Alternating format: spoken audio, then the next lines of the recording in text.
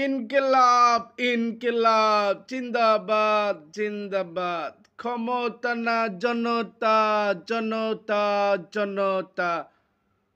তারপরে স্লোগান চলতেই থাকবে, এই স্লোগান চলতেই থাকবে। আমি স্লোগানের উপরে আছি, স্লোগানের মধ্যে আছি। রাজপথ না সংগ্রাম, রাজপথ সংগ্রাম সবই। আপোষ না সংগ্রাম, সংগ্রাম সংগ্রাম। ক্ষমতা না জনতা জনতা জনতা। কালকে আলহামদুলিল্লাহ, কালকে আগুন ধরিয়ে দিছে। কালকের দিনটি বাংলাদেশের ইতিহাসের একটি ঐতিহাসিক দিন, যেটা ভবিষ্যতের বাংলাদেশের স্বর্ণাক্ষরে লেখা থাকবে। আমি কালকে রাত্রের পর থেকে স্লোগানের মধ্যেই আছি। ঘুমের মধ্যেও স্লোগান নাকি দিছি, আমার বাপে আমারে কইল। তো আলহামদুলিল্লাহ, তো এই স্লোগান, কালকের দিনটি ফ্যাসিস্ট আওয়ামী লীগের মনে তো ভয় ঢর একটা কাঁপুনি দিছেই।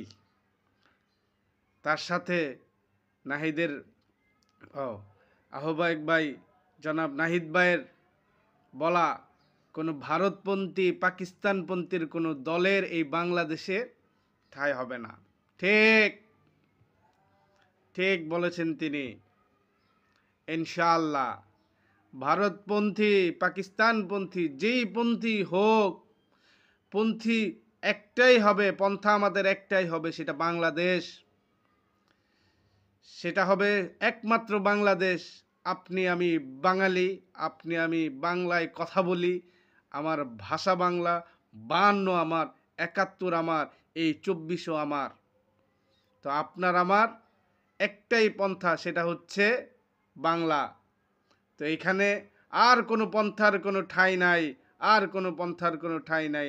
না ভারত, না পাকিস্তান, না আর কোনো পন্থা।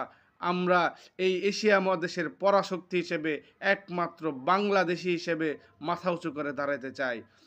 নতুন দলকে স্বাগতম জানাই, অভিনন্দন জানাই, সুস্বাগতম জানাই। এই দলের জন্য আশা ভালোবাসা সব কিছু রইল। বাংলার মানুষের, প্রত্যেকটা মানুষের আশা আকাঙ্ক্ষা বাস্তবায়নের, স্বপ্ন পূরণের একটি দল হোক, শুভকামনা রইল। আল্লাহ হাফেজ।